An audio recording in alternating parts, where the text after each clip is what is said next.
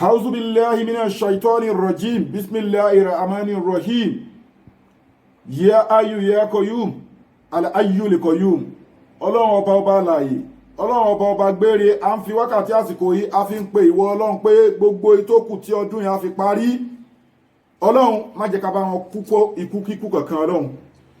Jẹ́ ká ṣe ọ̀pọ̀lọpọ̀ ọdún láyé, jẹ́ ká ṣe ọ̀pọ̀lọpọ̀ ọjọ́ láyé, jẹ́ ká ṣe ọ̀pọ̀lọpọ̀ oṣù láyé, jẹ́ ká ṣe ọ̀pọ̀lọpọ̀ wákàtí láyé nínú ẹ̀sìn nínú àlàáfíà. Gbogbo ìtókù tọdún yìí a fi parí Ọlọ́run má jẹ́ ká kúkú aburú, má jẹ́ ká rógun ikú òjijì nínú ẹbí ni nínú ará ni.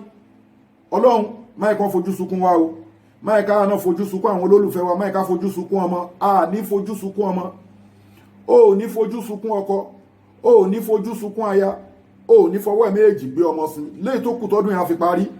Ayọ̀ àti ìdùnnú ó máa ṣẹlẹ̀ nínú ìgbésí ayé ẹ̀ tó bá ti ní ìgbàgbọ́ sọ́lọ́run, gẹ́gẹ́ bí ọ̀rọ̀ Ọlọ́run tó sọ fún wa pé innal izzata lillahi jami'a. Ọlọ́run gbogbo agbára pátápátá èmi Ọlọ́run ni mo ní.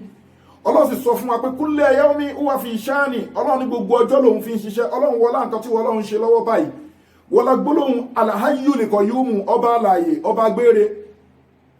Ogun ikú òjijì nínú ìgbésí ayé ẹ ó ti dópin. O ní fojú sunkún ọmọ, o ní fojú sunkún aya. Ọlá gbólóhùn kálímà la ilaha illallah Sayyidina Muhammad Rasulullah sallallahu ta'ala alayhi wa sallam. La ilaha illallah Sayyidina Muhammad Rasulullah sallallahu ta'ala alayhi wa sallam. La ilaha illallah Sayyidina Muhammad Rasulullah sallallahu ta'ala alayhi wa sallam.